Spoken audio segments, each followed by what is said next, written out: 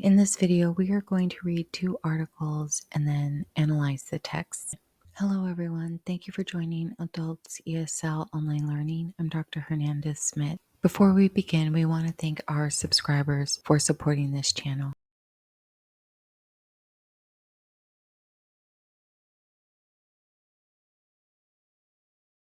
Analyze the text. Review the following text to answer the questions below. Strategies for learning English and how to be a good listener. Strategies for learning English. Have you ever felt discouraged because it's hard to speak and understand English? Don't give up. Here are 3 strategies to help you learn faster and remember more. Strategy number 1, set goals. Have you ever set goals for learning English? When you set goals, you decide what you want to learn. After you determine your purpose for learning, you can make a plan to help you reach your goals. Maybe your goal is to learn more vocabulary. There are many ways to do this. For example, you can read in English for 15 minutes every day. You can also learn 1 new word every day. Strategy number 2, look for opportunities to practice English. Talk to everyone. Speak with people in the store, at work, in the park. Don't worry about making mistakes and don't forget to ask questions. For example, if your teacher uses a word you don't understand, ask a question like, what does that word mean? Strategy number 3, guess. Don't try to translate every word. When you read, concentrate on clues such as pictures or other words in the sentence to help you understand. You can also make guesses when you are talking to people. For example, look at their faces and hand gestures, the way they move their hands, to help you guess the meaning.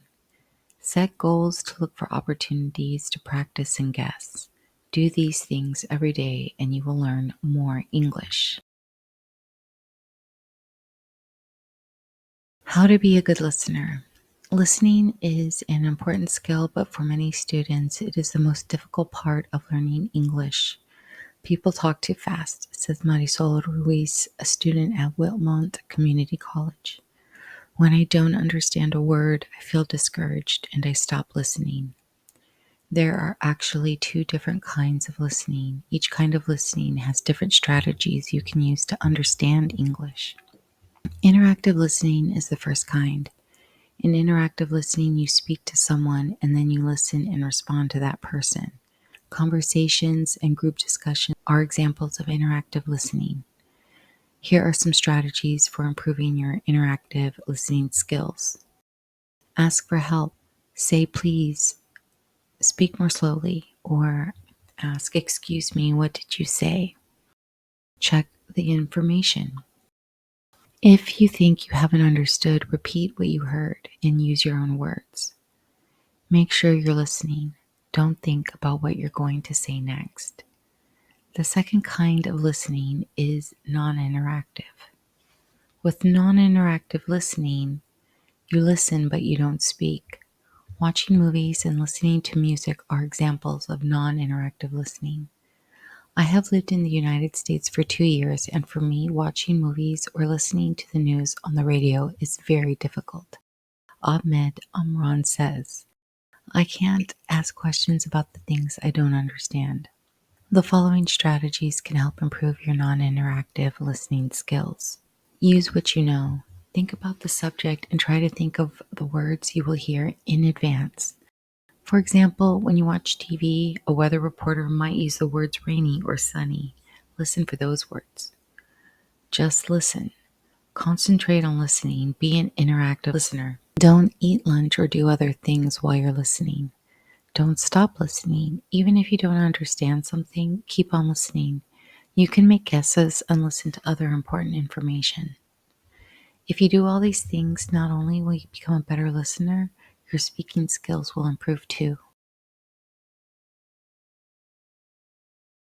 The 2 topics of the articles are similar because the topic is about listening. For listening, it's almost like you want to ask questions so that you can learn. With listening, you want to determine your purpose.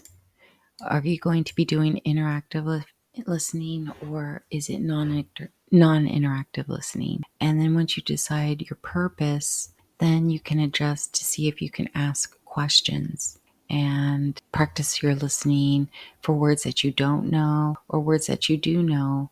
Number 3, guessing. It is also interactive because you're not just focusing on the words used, you're also looking at their facial expressions and their hand gestures to help you determine what that meaning is, or the tone of, what they're saying. And how to be a good listener. You are asking for help. Please speak more slowly. So if your partner is speaking too fast and you want to be able to check for information.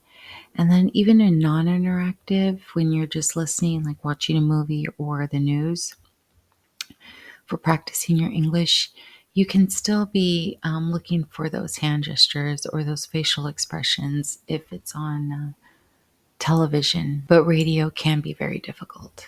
And use what you know so that you can kind of guess what is being said. Strategy number 3 in strategies for learning English is to guess. Which strategy is most similar to in how to be a good listener? Which strategy is it most similar to in how to be a good listener? Oh, it's this one. Don't stop listening. So this would be for interactive, how to improve your non-interactive listening skills. Number 3. Identify a strategy that one article discusses and the other article does not discuss. How to be a good listener discusses non-interactive listening. And this article, Strategies for Learning English, identifies setting goals. And that really isn't discussed in the other article. Read the last paragraph of both articles. How are the conclusions in each similar? Set goals and look for opportunities to practice English and guess. Do these things every day and you will learn more English.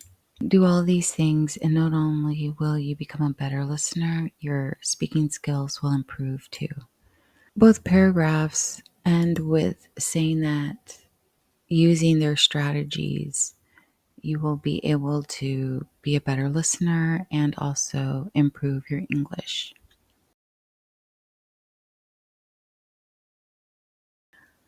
Choose one of the strategies that you have used in the past and how was it helpful or not helpful. Definitely asking for help always will help. Some people won't help, but the majority of people will if you let them know. Excuse me, if you could speak more slowly, I would appreciate it. And they will. Setting goals also is a strategy that I've used and it works. And sometimes guessing doesn't really work for me when I look at their faces or hand gestures. It doesn't help me. That's just some of the time. Thank you so much for watching. I hope this video was helpful and I look forward to seeing you in the next one. Have a great day. Bye-bye.